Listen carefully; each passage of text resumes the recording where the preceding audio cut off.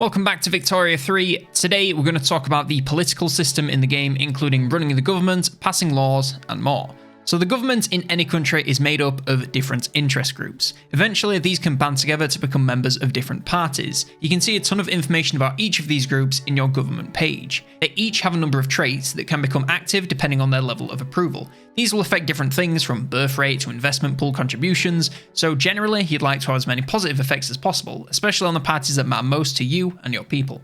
And approval is just how happy they are with the state of your country and its laws. You can see a breakdown of this by hovering over the value to see what's pushing them either way. Each group also supports a number of ideologies which affect their stances on different laws. There are normally 3 as well as a bonus one from their group's leader if they aren't moderates, in which case they add nothing. They each also have a percentage of clout, which is basically their share of the total political power available in the country. This affects everything from how legitimate they will be in government, how easily they'll enact laws they want, but also how much radicalism they can drum up if they oppose your government. Your active government is normally made up of a combination of different interest groups and parties, and you have to decide which ones whenever you reform the government. Of course, you can just put whoever you want into power, but failing to align your government makeup with the desires of your population will result in a low government legitimacy, meaning more radicals created, and you have a harder time getting laws to pass. Your population will lay out their desires when your country has elections, which will tell you who exactly they want in power, but you'll still have to manually reform the government to make sure their voices are heard. Now, you can't rig these elections, but you can give certain interest groups better and worse chances of coming to power by bolstering and suppressing them. This will just make the group more or less attractive to pops, generally resulting in more or less votes at the cost of some authority. After an election, the legitimacy of your current government may change drastically if their party didn't win many votes, so you'll need to reform it to meet the demands of the people and avoid major issues. When reforming, you can try your own combinations, or choose from the top row, which will display some strong options for high legitimacy. Reforming outside of an election will create a bunch of radicals no matter what, so attempt to avoid it unless absolutely necessary. So now you have your government in power, you may be wondering what exactly you can do with them. Mainly, they can dictate the laws of your country. There are 3 areas of laws in-game that you can change. Power structure is how your country is run from the top. This decides things like if you have a monarch, the separation of church and state, and how the army is run. Economic is of course all about different economic laws such as trade policy, the approach to colonization, and healthcare systems.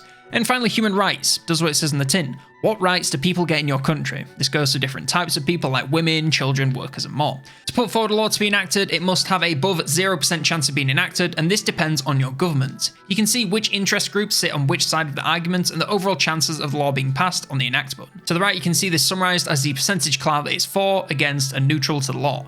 These are still tied to interest groups, so if you really want to pass the law but don't have the support, work towards increasing the clout of a group that supports it to help get it over, while suppressing those that oppose it to minimize their impact. Once you've selected a law to pass, you click enact and your government will debate it for a set number of days before coming to form some sort of midway conclusion.